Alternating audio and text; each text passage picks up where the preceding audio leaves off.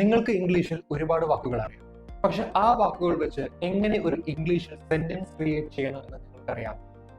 ഇല്ലെങ്കിൽ ഈ വീഡിയോ നിങ്ങൾ ഫുൾ ആയിട്ട് വാച്ച് ചെയ്യൂ. തീരെ ഇംഗ്ലീഷ് അറിയാത്തവർക്ക് വേണ്ടിയിട്ട് നമ്മൾ ഇനി മുതൽ യൂട്യൂബിൽ ക്ലാസ് സ്റ്റാർട്ട് ചെയ്യുകയാണ്.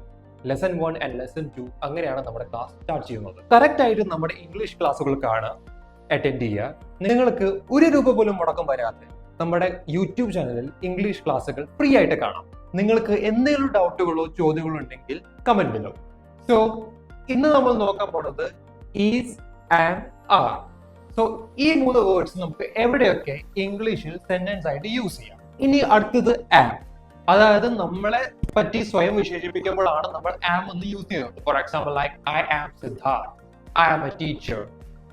അപ്പൊ എന്താ നമ്മൾ ആരാണെന്ന് കാണിക്കാൻ വേണ്ടിയിട്ടാണ് നമ്മൾ എന്താണ് ഈ ആം എന്ന വേർഡ് യൂസ് ചെയ്യുന്നത്. Last one are. സോ ഒന്നിൽ കൂടുതൽ ആളുകളെ വിശേഷിപ്പിക്കുമ്പോഴാണ് നമ്മൾ ആർ യൂസ് ചെയ്യാറുണ്ട്. അതുപോലെ തന്നെ യു, അതായത് താങ്കൾ, അതായത് നിങ്ങളെ പറ്റി വിശേഷിപ്പിക്കുമ്പോഴും നമ്മൾ അല്ലെങ്കിൽ ഞാൻ മറ്റൊരാളെ വിശേഷിപ്പിക്കുകയാണ് ലൈക്ക് യു, അപ്പോഴും നമ്മൾ എന്ത് യൂസ് ചെയ്യും? ആർ യൂസ് ചെയ്യും. നമുക്ക് കുറച്ച് എക്സാമ്പിൾ നോക്കാം. Like we R teachers, they are students, you are a student. മനസ്സിലാവുന്നുണ്ടോ? നമ്മൾ ആരാണ്? നമ്മൾ ടീച്ചറാണ്. അപ്പൊ നമ്മൾ ആരാണെന്ന് വിശേഷിപ്പിക്കാൻ വേണ്ടിയിട്ടാണ് നമ്മൾ എന്ത് യൂസ് ചെയ്യുന്നത്? ആർ യൂസ് ചെയ്യുന്നത്. ഫോർ എക്സാമ്പിൾ പറഞ്ഞു we are teachers, നമ്മൾ ഒരു ടീച്ചറാണ്. they are students, അവരാരാണ്? അവർ സ്റ്റുഡൻസ് ആണ്. താങ്കൾ ആരാണ്? നിങ്ങൾ ആരാണ്?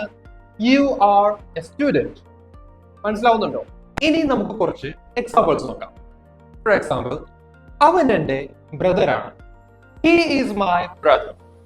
He is my brother. He നല്ലൊരു ഡാൻസർ ആണ്. You are a good dancer. ഇതൊരു വലിയ നഗരമാണ്. ഇതെങ്ങനെ ഇംഗ്ലീഷിൽ പറയാം? അറിയാമെങ്കിൽ കമന്റ് ചെയ്യൂ.